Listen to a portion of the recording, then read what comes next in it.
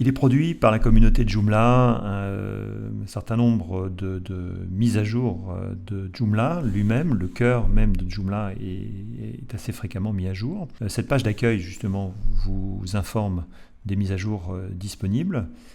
Et vous avez en parallèle également des extensions qui sont installées qui, quand elles sont compatibles avec ce système de contrôle de mise à jour, vont justement pouvoir vous permettre d'envoyer un message à votre back-office de façon à vous inviter en fait à consulter justement cette zone de mise à jour. Alors on a déjà une information qui se situe en bas à gauche dans la zone maintenance. Vous avez ici Joomla est à jour, extension est à jour, donc ça veut dire qu'aujourd'hui on n'a pas une extension qui pourrait être justement à mettre à jour. Alors ceci dit, vous pouvez entre guillemets forcer cette interrogation de mise à jour.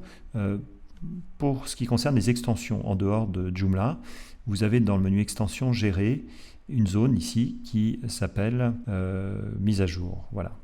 Et donc dans cette zone, parfois quand aucun résultat ne vous est trouvé tout de suite, je vous propose d'insister en allant cliquer sur le bouton purger le cache. En fait, purger le cache va vous permettre de réinitialiser en fait les recherches actuelles de mise à jour pour ensuite le reforcer Joomla à venir réinterroger en fonction des extensions qui sont installées, savoir si il existe justement des mises à jour. Et si vous avez réellement à nouveau le message disant qu'il n'y a aucune mise à jour disponible, c'est qu'en l'état actuel des choses, vous n'avez aucune mise à jour. Si jamais vous aviez eu des mises à jour, eh bien il faut ligne par ligne venir cocher ces cases qui seraient disponibles et ensuite utiliser le bouton mise à jour pour effectuer ces mises à jour.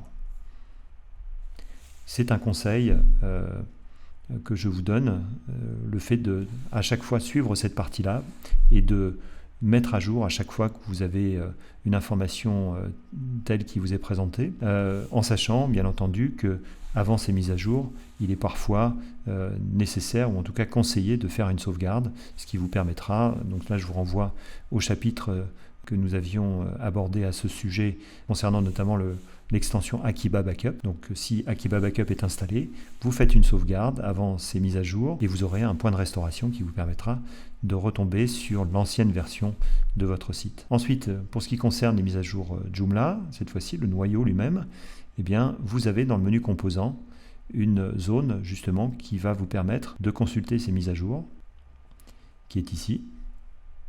Et donc à cet endroit-là, vous avez également un bouton qui vous permet de rechercher d'éventuelles mises à jour. Ici actuellement il nous dit qu'on est actuellement sur la version 3.7 et donc il n'y a pas d'autre mise à jour que cette 3.70 sur laquelle nous travaillons. Donc ça veut dire que cette zone va aussi vous permettre parfois de faire autre chose, c'est-à-dire que depuis quelques versions dans Joomla, nous avons la possibilité justement de venir réinstaller certains éléments qui seraient manquants, notamment des plugins.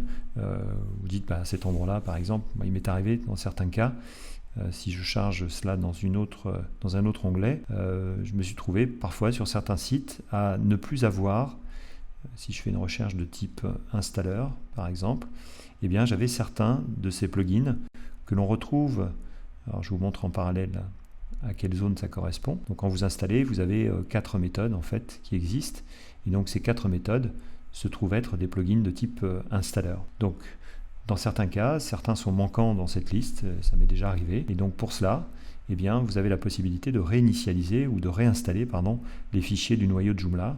Donc cette opération eh bien, va tout simplement lancer justement une mise à jour et la possibilité justement de venir réinstaller ce noyau. Une fois que la réinstallation de ce noyau sera effectuée, eh bien Joomla vous indiquera par un message justement que cela a été fait.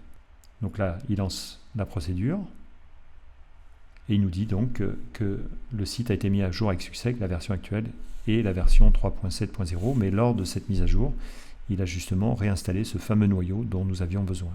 Donc voilà, globalement, comment se passent les mises à jour dans Joomla. Dernier point, dans le menu extension, gérer, gestion, non pas gestion, mais site des mises à jour. Parfois, vous auriez peut-être besoin de désactiver la mise à jour de certaines extensions pour X raisons. Et bien dans cette liste, vous avez actuellement sur ce poste ce qui va déclencher la mise à jour. Bon, je sais pas, je vous cite un exemple tout simple. Vous avez besoin de désactiver par exemple le JCE Language. Si jamais des mises à jour sont disponibles, vous n'en avez pas besoin, et bien à ce moment-là, vous dépubliez cette fonction-là. Et donc, lors d'une nouvelle mise à jour de ce pack de langue français pour JCE, eh bien, vous ne serez pas ici averti qu'il existe une mise à jour. Je vous déconseille quand même de faire ce genre de choses sur des composants qui justement sont parfois sur des versions assez anciennes, deviennent vulnérables et du coup votre Joomla lui-même devient vulnérable et donc susceptible d'être attaqué et hacké par un pirate.